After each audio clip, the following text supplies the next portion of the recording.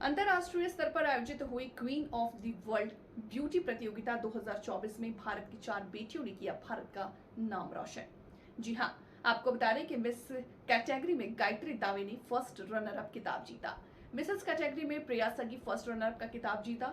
Elite category में अमिता गोयल ने first runner up खिताब जीता और मिस कैटेगरी में अबोली कांबले ने सेकंड रनर अप का खिताब जीतकर परचम लहराया। इसी को लेकर queen of the world India की नेशनल डायरेक्टर एंड सीईओ उर्मिमाला बोरुमा ने प्रेस वार्ता कर आयोजन दिल्ली में किया, जहां पर उन्होंने इन सभी विजेता महिलाओं को स्वागत करते हुए मीडिया को संबोधित किया। Hi, I'm Vanika. वानिका जी, आज आप इस कॉन्टेस्ट में आए, क्या कहना चाहेंगे? I'm really glad to be here. I am hosting today, and I'm really happy to be here as it is a very glorified pageant, and the way they are going ahead with it is amazing. Yeah. नाम है आपका? Kriti. कृति, आज आपने participate किया था और आप इस सेक्टर से हैं नहीं, तो कैसा लगा आपको पहली बार? बहुत अच्छा लगा एंड आई थिंक बहुत कॉन्फिडेंस चाहिए होता है to do what they have done. बहुत करेज के साथ वो अपने आप को रिप्रेजेंट करते हैं and it's not easy, so we very proud of them. आप इस प्रोग्राम को फाउंडर भी हैं, आप ये बताएं आपके मन में कैसे आया कि आप अलग हटकर दुनिया जो महिलाएं हैं, एक ना तो कोई ब्यूटिशियन, सब अलग अलग सेक्टर से हैं, तो कैसे लगा कि इसमें आप कितना विजेता हासिल कर? जी, इस पैजेंट के साथ मेरी अपनी बहुत पर्सनल क्लोज जर्नी जुड़ी हुई है। जैसे कि मेरे भी सपने थे कि मैं मिस इंडिया बनूं, बट कोई भी जब हम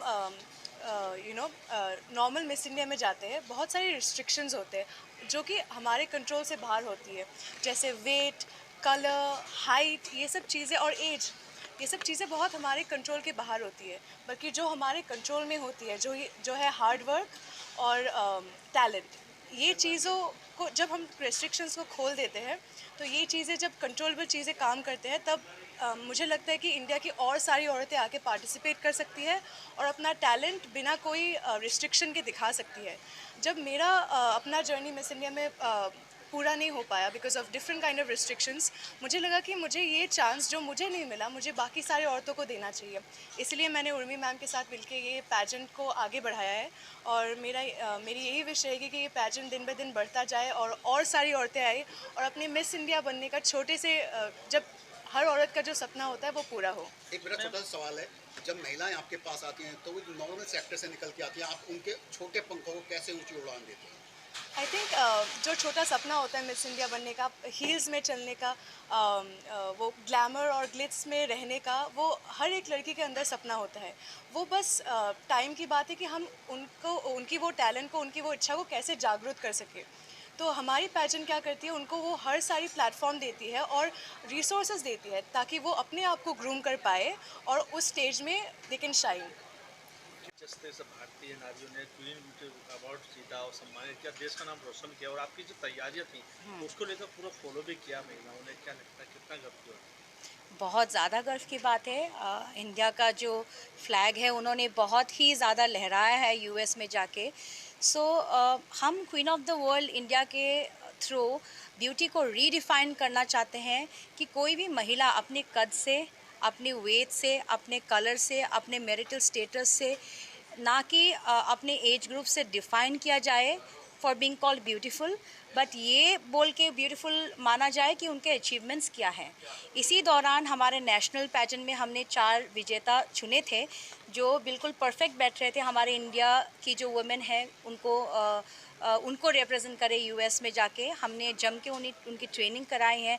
आपको जान के बेहद खुशी होगी कि ये जो महिलाएं हैं ये मॉडल्स नहीं हैं, कोई न्यूट्रिशनिस्ट है, कोई क्राइम राइटर है, कोई एक हाउसवाइफ है, बट उन्होंने, कोई एक डॉक्टर है, कोई एक इंजीनियर है, कोई एक सीए है। तो ये डिफरेंट फील्ड ऑफ वर्क से आते हैं, यहाँ पे ट्रेनिंग करते हैं, अपने आप को अच्छे से रेडी करके इंडिया के जो महिलाएं हैं वो सबको रिप्रेजेंट करते हैं और ऑफ कोर्स भारत का नाम रोशन करते हैं। इसमें जो चयन प्रक्रिया है वो किस तरह से आप चुनते हैं? तो यहाँ पे ऑडिशंस होता है हर एक स्टेट में, दिल्ली, बॉम्बे, हम फिज़िकल ऑडिशंस कराते हैं। पहले आपको फॉर्म फिलअप करना पड़ता है, आपका कैटेगरी चूज़ करना पड़ता है। जैसे कि आपको पता है 4 कैटेगरीज़ है, ठीक है। तो उस कैटेगरी के हिसाब से हम ऑडिशंस बिठाते हैं, एक पैनल ऑफ जजेस बैठते हैं, वो जाके फाइनलिस्ट चूज़ करते हैं। करीबन 80 फाइनलिस्ट ऑल ओवर इंडिया चुनते हैं, उनको ट्रेनिंग कराते हैं 2 महीना।